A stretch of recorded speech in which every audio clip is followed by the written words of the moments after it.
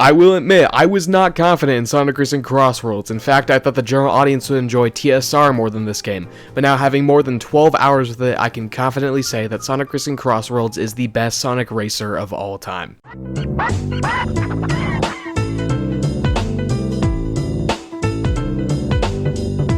But before we get into that though, if you know who I am, hi, I'm Sonic Boy, I do Sonic news, reviews, and sometimes video essays. If you could, please like and subscribe, because we're trying to 4,000 subscribers whenever we do that, and the likes really help me on the algorithm. Also, I live stream every Saturday at 11 a.m. PST and 2 p.m. EST.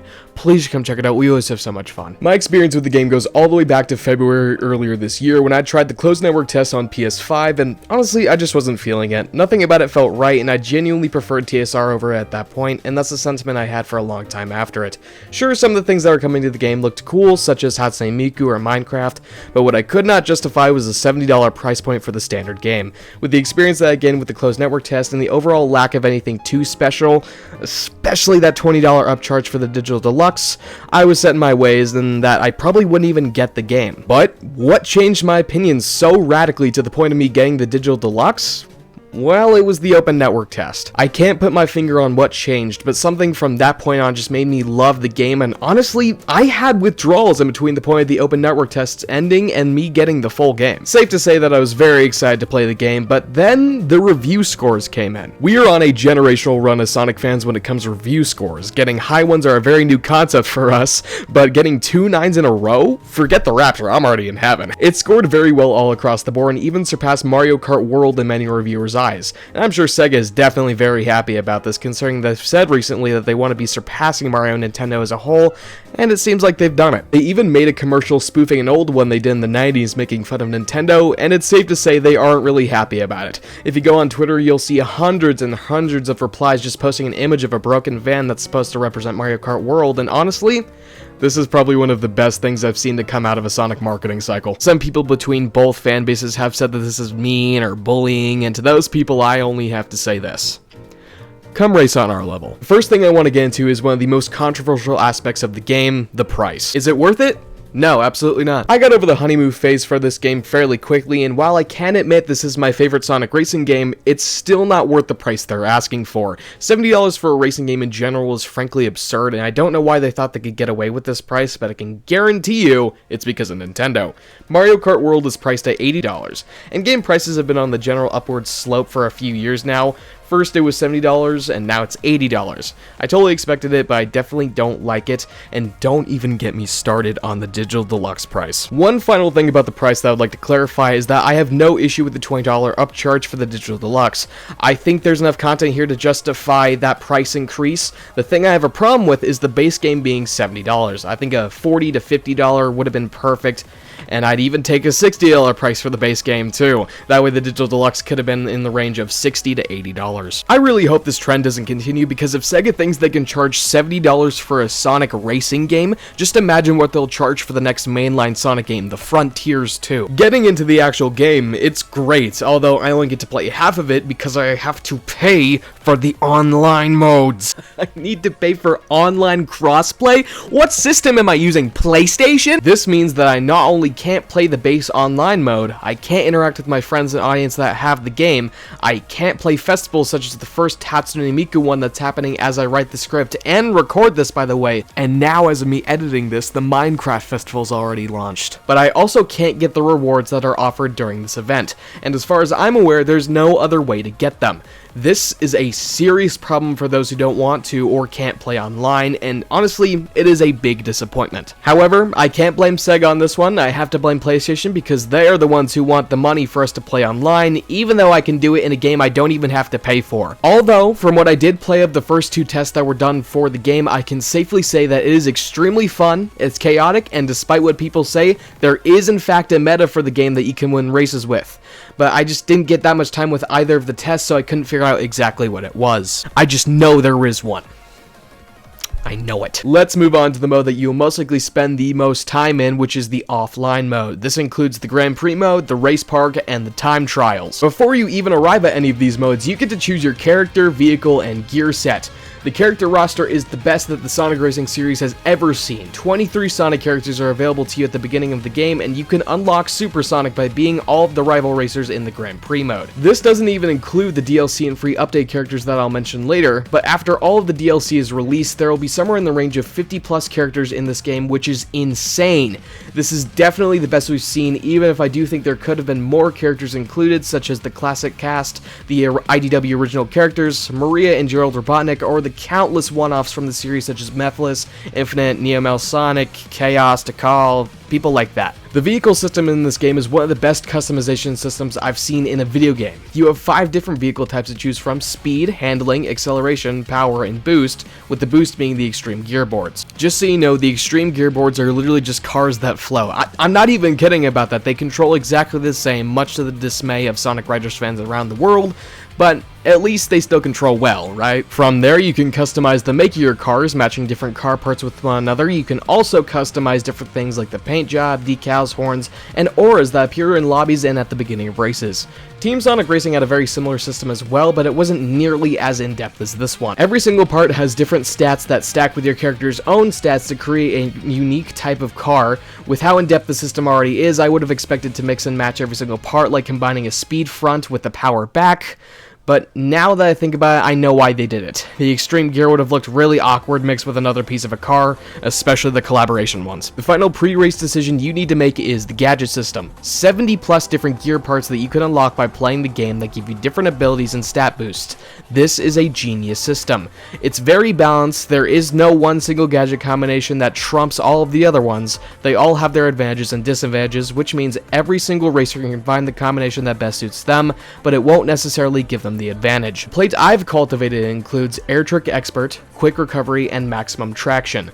This allows me to get back up far quicker after a hit, which is crucial in this game because even one hit from an item can change the dynamic of the entire race up until that point. It also allows me to perform tricks faster, which gives me more boost power, and then I can control my kart way better on ice and sand. Unfortunately though, this includes a maximum of about 2 stages, so maybe I need to find another level 1 gadget. So if you guys have any that you'd recommend in the comments below, please do so, because I definitely need to do more experimenting with this system. Now that you have your playstyle down, you can choose a mode to play through. The Grand Prix mode is definitely where most of your time will go, and honestly it's a whole lot of fun.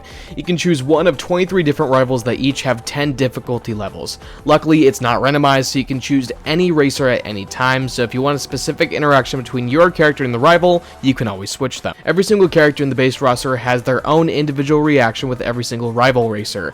This has reportedly led to over 1,000 pieces of dialogue, the most out of any Sonic game, and for that matter, any kart racer as well. This is awesome. I really hope that we can see this kind of energy for the next mainline game, because if it's anywhere close to this, we are in for a treat. You want to know something funny about the interactions, though? Someone went and recorded literally every single one that's in the game, and it ended up being longer than a playthrough of Sonic Forces. These interactions were written by Ian Flynn, and you can really tell that they are. Most of the characters are written beautifully with multiple different references that the fans can enjoy for years to come.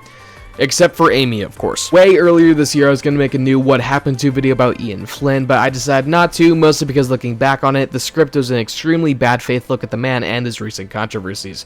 And one of them was ruining Amy's character, making her a boring character and removing anything that made her special in the first place, and especially in the comics, something more similar to Sally Acorn. And this can be seen especially with this clip. I know things can get heated out there, but this isn't a battle, alright? It's just a race! Keep it civil! I will prove to be the superior robot in all forms of competition.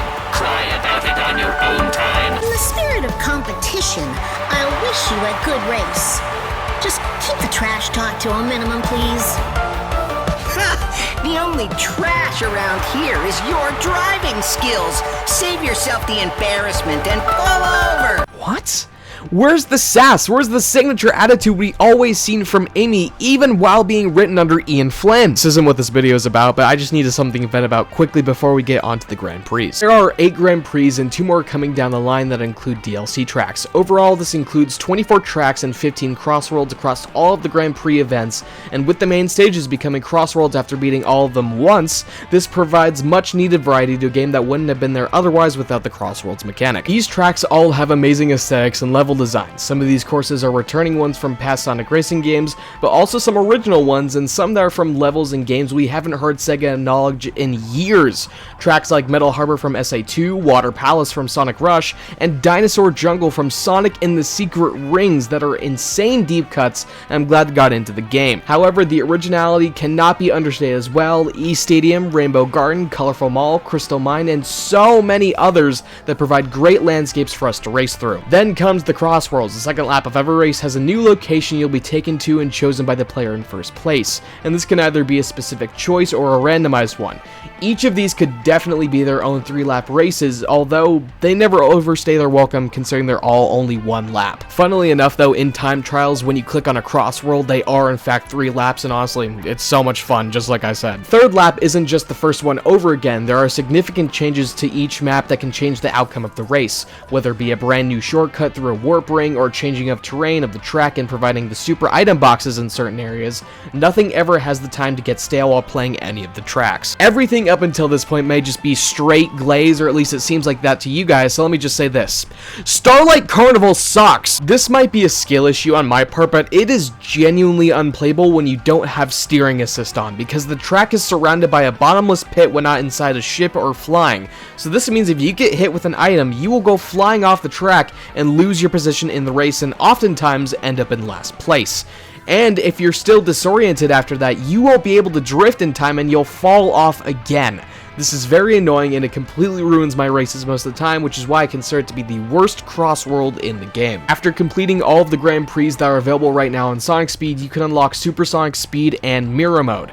I haven't really played much of Mirror Mode, but I think it'd be just fine, just like normal Sonic Speed mode, which is just alright by itself, but Supersonic Speed opens up the game completely to the point where it is extremely faster and harder than the base mode. In fact, when clicking Supersonic Speed mode, it will give you a little warning at the bottom saying, the brakes will sometimes be necessary, which is it's really funny to me. Also, make sure to turn on dynamic camera. It improves the experience so much that even on the lowest speed mode, it still feels decently fast. So you can only imagine what it feels like on Supersonic Speed. It's not that much harder, but it is the definitive setting that the game should be on. Anyway, after you've beaten every rival, no matter what level they're on, they'll give you Supersonic, who is only restricted to Grand Prix mode due to the fact that he is in... Seriously, he is completely invisible to everything except off-road terrain and bottomless pits, which makes him completely broken. If you were to play normally and with a little bit of skill, you literally would not be able to lose. You would have to try to lose, so naturally, he isn't available on multiplayer either. Before we get into what I consider to be the best mode in the game, let me talk about the time trials. It's fine. It's literally just time trials, exactly what it sounds like, although something of note is that there is a ranking system, and if you get A ranks on every 3 tracks, you can get new background music for the game's jukebox, which is a cool reward for doing extra things with the game. Now, let's talk about the best mode, the race park. This is where the game shines the most. With each of the tests, I've always maintained that even if it's not good, the multiplayer was always still really fun. This mode exemplifies this fact when you have to work together with other people to complete specific tasks. Here you have access to 7 modes: Triple Team Ring Grab, Triple Team Tap Boost, Double Team Shootout, Double Team Dash Panel, Quick Match, Extreme Match, and Custom Match. Now, I'll be honest, I haven't played much of the first 4 of those games. They just seem kind of boring to me, and I'm not really interested in doing specific challenges with groups of people, because not only can the other AIs be very unpredictable and unreliable, but so can your own. Also, I don't really have anyone to play with. However, Quick Match, Extreme Match, and Custom Match are the best this game has to offer. Obviously, the Quick Match is exactly what it sounds like, just one race on any track that you want, free of the Grand Prix structure. It's not anything too special, but I still like it regardless. Custom Match gives you full control of the race, whether it be in items, crossworlds, and tracks available to you, but you can also take advantage of what the game has to offer entirely, but you can also trim off the fat, which is also really cool. But Extreme Match, it's the best part of the game. That's not even hyperbole, it's genuinely some of the most fun I've had with the game after 16 hours with it. Let's talk about a few miscellaneous things about the game, such as the music. It's mid. I'll talk about it more in depth in a later video I'm hoping to release later this month, but it's just kind of alright. There were releases of music before the game came out called DJ mixes that most thought wouldn't be the default tracks in the actual game, and some had even said this has ended up being true, but it really isn't. Most of them are very obviously the same tracks and are heavenly at best, but awful at worst. This game also has progression systems in the form of the challenges and the friendship system. Challenges are essentially just game trophies that you can track in-game that also get you tickets and other rewards. Friendship system is where you'll be putting all of your tickets for years to come. Every so often you'll get a reward for giving a character tickets, maybe it'll be a player title, a sticker, or even skins like the AI rivals. But every time you do this, the ticket limit will go up as well. In fact, I still don't believe there's anyone who has actually gotten all of the rewards for any one character yet due to how high the ticket prices are. And eventually after someone does that, they'll have to do it again 22 more times. Nothing else, this will be how the game continues to last for years and years because the game does so much in its power to make sure you can't get that many tickets.